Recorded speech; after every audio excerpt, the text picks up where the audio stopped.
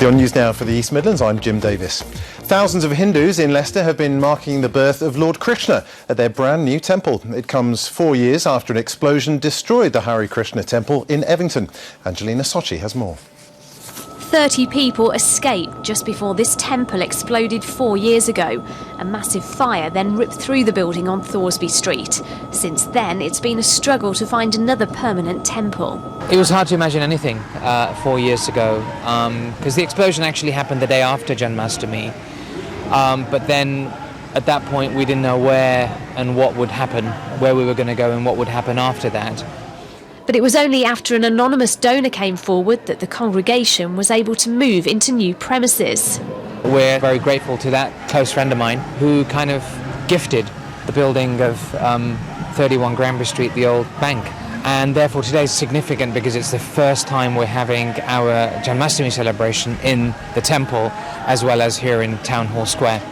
It's all part of one big festival in the city, which sees more than 70 events take place over 10 days.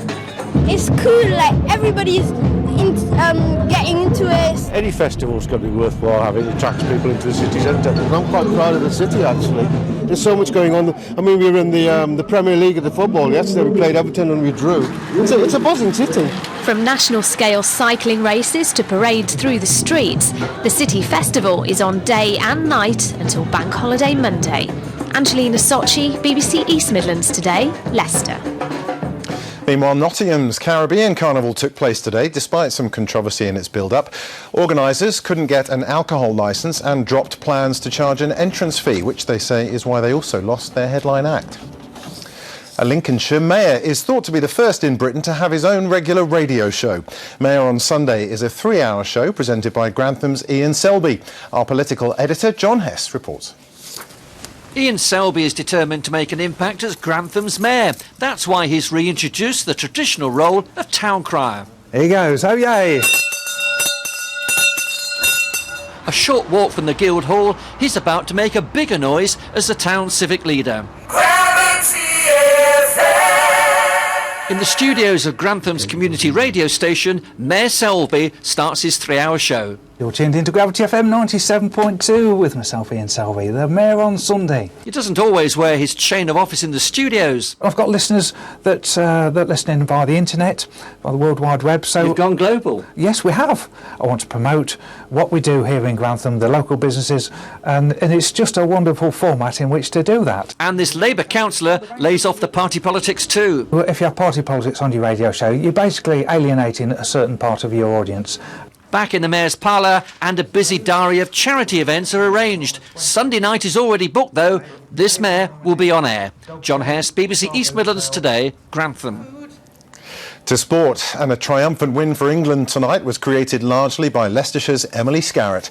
She kicked the first points onto the board within the first few minutes, but it was this stunning try that sealed a 21-9 victory over Canada, making them the Women's Rugby World Champions for the first time in 20 years. And it was congratulations too for 4 skydivers from Nottinghamshire who've helped set a new world record. They formed part of a 100-person diamond over the skies of the Czech Republic. The previous biggest was 81 back in 1986. And you can see more of this dramatic footage on our Facebook page. Let's check your weather now. Kay has the forecast.